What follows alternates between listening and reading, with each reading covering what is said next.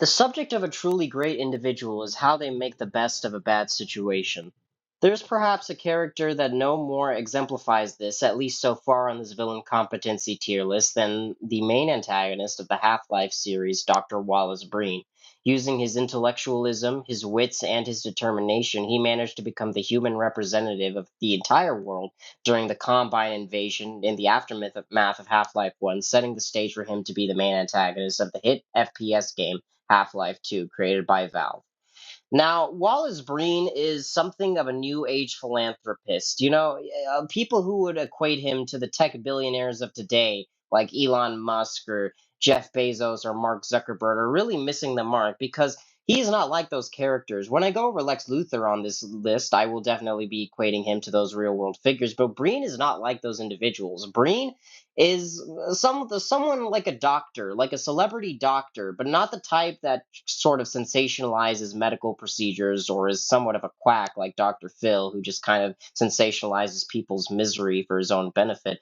Dr. Wallace Breen is something of a genuine interest, a genuine philanthropic interest in furthering the human genome and the human spectrum. He genuinely believes in the Universal Union's plans of evolving humanity through biomechanical mutations and alterations. The only issue is that he's also cynical enough to realize that the Universal Union will completely eradicate mankind the moment that we step out of line, and he is trying to create and handle a very tenuous, careful, precarious balance between the two factions, trying to ensure that the Combine don't get sick enough of humanity and our rebellious streak to simply wipe us off the face of existence.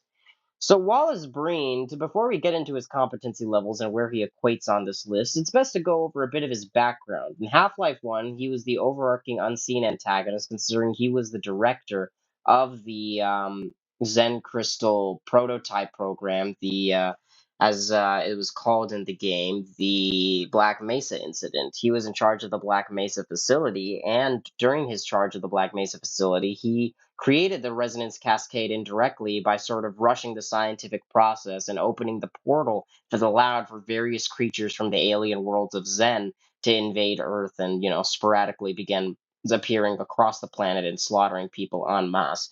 Whereas the Combine were a more organized, shadowy force. The moment they noticed this tear in reality, they noticed our little blue planet hiding in the solar system.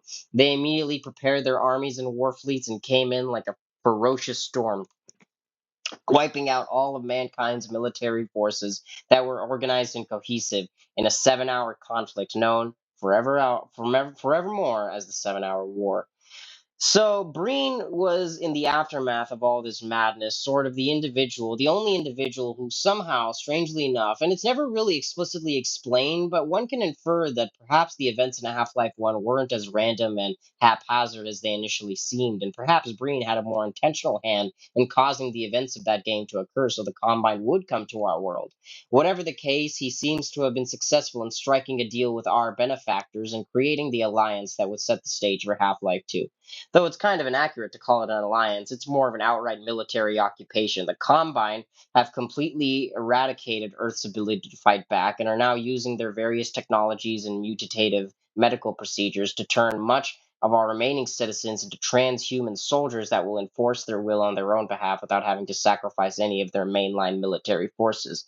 And Wallace Breen just happens to be in charge of them. Think of Wallace Breen as a governor general, an absent for the absentee landlord Combine. He is the representative. He is the liaison between the unknowable gargantuan alien empire that is spanning quite literally entire galaxies, universes, and timelines, and our little planet, our insignificant little world of 7 billion people, probably much less by the time the Combine are done with us. So, Breen is a very philanthropic individual. He sees the Combine as the key to human evolution because of the opportunities they represent. Because as much as the Combine are brutal, they've stopped human reproduction using a tower to prevent certain proteins that take place during acts of carnal desire from forming into children. They have a very strict hold on Earth's resources. They've practically drained our oceans and caused our fucking they've caused our skies to become blackened and grayed and very depressing looking, like a dystopian 1984 type deal. But in exchange, they have offered us cruel immortality in the form of horrific entities like stalkers and transhumans and other horrors that they've dispensed onto our world. The only mainline Combine units I could really think of that are present throughout the games that are actually from their major military are the Strider, and I believe there are a few others that were probably in the Half Life beta that sadly never made it to light, but there's also the Combine gunship and the Combine helicopter too. So there are quite a few military units of the Combine, but these are all like auxiliary supplementary forces. Their actual ground units are nowhere to be seen, likely because they don't need to use them on our pitiful world. So this is what you have to understand about Breen's situation before he discusses his level of competency, is that he is literally in an unwinnable situation. I've mentioned this before with villains like Truth, who are kind of sandwiched in a very unwinnable situation with Truth, that St. Healy were close to discovering the truth about the Covenant anyway, because they always questioned, and by the time they discovered the truth, the Empire would fall apart because the St. Healy had so many followers, so he needed to make up a bunch of lies to get them eradicated. As for Breen, he was quite literally dangling between an angry human population that realized very quickly that if they weren't enduring a quick extinction, they were enduring a slow one because of the reproductive tower, of the anti-reproduction tower's capabilities, and the Combine itself, who were very unhappy at any idea of humans rebelling. So Breen had to make the Combine seem digestible to the human population in a way that the human population would somewhat, at least enough people would agree with, that they wouldn't think about rebelling and believe that the Combine is here for their benefit, while also keeping the benefactors from the skies beyond happy and reporting daily to his superiors about his progress. That couldn't have been easy.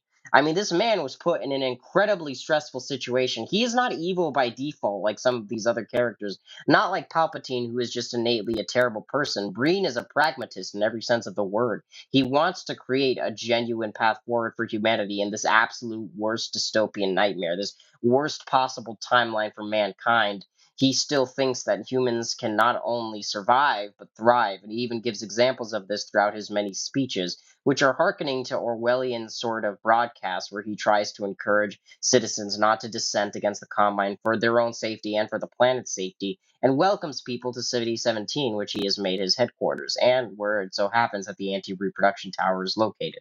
Unfortunately, Breen's efforts don't really make much of a difference. There's still an organized resistance fomenting against him, founded by his former colleague and employee, Dr. Eli Vance, among other individuals.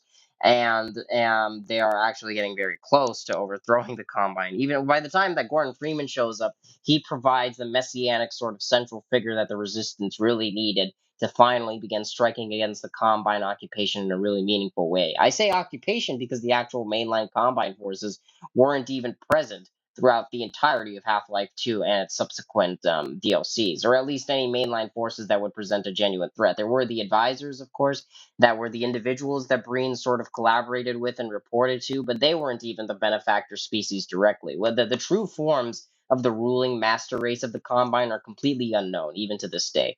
So we have to say Breen is something of a middle manager, right? And so when you criticize Breen or say, "Oh man, Breen is like being outwitted by Gordon Freeman. How is he letting one man completely destroy his system like this?" It's not really because of Gordon alone. It's just that Gordon's victories are beginning to give humans hope that they can actually strike against the alien empire that's oppressing them, and he is giving them a centralized vision of resistance to hearken towards, a messianic figure, as Breen said, and as I said earlier in the video. And against that, Breen, who is, while a philanthropist, the representative of not only the alien empire, but like culturally, he is the one going against the underdog. Like Gordon and the Resistance are beyond underdogs in this scenario. They are practically like doomed for failure. Yet they still persist on. And against that level of determination and spirit, Breen might seem like someone who's merely a caricature, some philanthropic, meaningless guy who's just spouting words on a screen, just merely acting like a mouthpiece for masters beyond his fathomable reach. But of course, we here on this channel know better, since we explore the villains, not the heroes. And so to call Breen an outright mouthpiece is also a bit of an inaccuracy that not many people seem to realize, because Breen was collaborating with the Combine on various things. He founded the transhuman arm of the Combine military and was convincing the benefactors of their military usefulness against the resistance. He was the one who was responsible for the various political integrations of Earth directly into the Combine system. I mean, it's not like he just stood idly by and recited propaganda. He had to do genuine work. When Gordon comes along and he starts winning, he escapes his reach multiple times. He does the breakout in Nova Prospect, the rebellions in City 17. The occupation of City 17 becomes untenable as like the Metrocops and like the civil protection like become overwhelmed by the sheer amount of citizen dissatisfaction they're facing. Breen is unable to do anything about it because how is he able to frame himself as the hero in that situation? He legitimately cannot. And while, of course, we here on this channel love heroes, most humans do. I mean, love villains. I mean, so sorry, that was a huge mistake. Most people love heroes, so it's very hard to equate Breen to a good guy in the lens of Half Life, in the context of the Half Life universe. Against that, he could only just keep spouting the propaganda that he knew how to recite. Saying that, though, there are still ways we can estimate his competency. How did he respond to the resistance? How did he respond to the threat of Gordon Freeman, Alex Vance, and Eli Vance, and the rest of the cast? Well, he actually did very well, I guess I'd say. He implanted Judith Mossman, another former colleague of his, as a spy in the resistance's ranks until, of course, she turned coats against him as well. But that's not something he could have predicted or prepared for in the slightest. He manages to secure for himself a contingency from the Combine that he will continue on, though I don't think he realized it would be as a disgusting brain grub that would be in perpetual pain and torment and agony for the rest of its pained existence. And he manages to actually capture Gordon Freeman, the man, the opener of the way, the one free man, as they say. Like he actually managed to capture him, and he knew about the G-Man too, another shadowy, enigmatic figure whose employers probably had a bone to pick with the Combine, or they had some kind of relation to the Combine that was negative in nature. So he knew of entities and beings beyond his comprehension. And by the time that we encounter him in the games, he's so clearly weathered and knowledgeable of the Combine's inner workings and intricacies, even though I bet he was just scratching the surface of what they truly were. He's seen worlds beyond human understanding and comprehension. He's seen biological life forms that defy our understanding of physics, our mathematical principles. I mean, as a scientist, I'm sure he was so happy. I mean, this is a scientist's ideal. This is a scientist's utopia to be able to explore and discover new species and new things and relate them to our own human experiences. So for someone like Breen, he genuinely viewed the Combine as a way to learn and a way to grow for humanity. Of course, he understood that collectively humans were still mostly in trouble because of the Combine. He was still a cynic about their occupation. He even says so much for being the trusted human representative in one of his speeches near the end, because he grows increasingly annoyed at how the benefactors are treating him as a discardable piece of trash. Right? So Breen is not under any delusions whatsoever about the Combine's true nature, what they really want, which is to simply extract all the usability Earth can provide, whether it be through soldiers, resources, or whatever else, and then simply move on. But he just wants to leverage that to use for mankind's benefit. I mean, he opens Nova Prospect. He does commit many war crimes and atrocities in his quest. He creates Nova Prospect to jail political prisoners. Of course, he supports the anti-reproduction tower. He supports the suppression of individuals and any type of resistance. He supports overall the betrayal of humanity. I mean, objectively, he did betray mankind because he is in a secure position while most everyone else is floundering, unknown of what the Combine will do next. Even the civil protection units and local Combine military units have no idea of the Empire's true extent or their true plans for for the world. So Breen is working with a very untenable situation here, and yet still he manages to achieve so much against the resistance. He is a threat. I mean, Breen is someone that you wouldn't want to mess with even if the Combine weren't around. He is a very capable antagonist. He is a very learned pragmatist who has contingency plans for his contingency plans. He knows about things that clearly he shouldn't have, as a character of his caliber shouldn't. And he almost does win against Gordon Freeman up until Gordon destroys the tower that he was attempting to use to escape to the Combine overworld and supposedly kills him. Though, in the deleted script for Half-Life 3 that I think came out on YouTube a while ago, it was said that Breen would return as a clone Breen Grub, but again, that's all speculation, and that's all really out there. So he was portraying himself as humanity's savior. Even though he was viewed as a collaborator by members of the resistance, they couldn't really understand the very difficult position he was in. And so his arrogance, his pride, his sort of self assuredness, and his intellectualism that oozes from every word in his charismatic speeches is well justified because not only does he have an actual conviction about what he's saying, he knows that if he doesn't do what he's doing, if he's not kowtowing to the Combine and following their every whim and directive for Earth, the only other alternative is human extinction. He is not wrong about that. The Combine have no need for Earth. That needs to be established in this video. They are a massive alien empire, unlike anything that has been encountered before in the history of our species, and probably forevermore will define us. And they do not need us. We need them for survival once they've discovered us and basically forced us to become dependent on them. We have no choice now but to be dependent on them. For them, however, we are merely a blip, an insignificant blip. We probably don't even register on their radar. Like they have left a local force, which is the equivalent of like a local police force or like a local sheriff and his team to oversee Earth.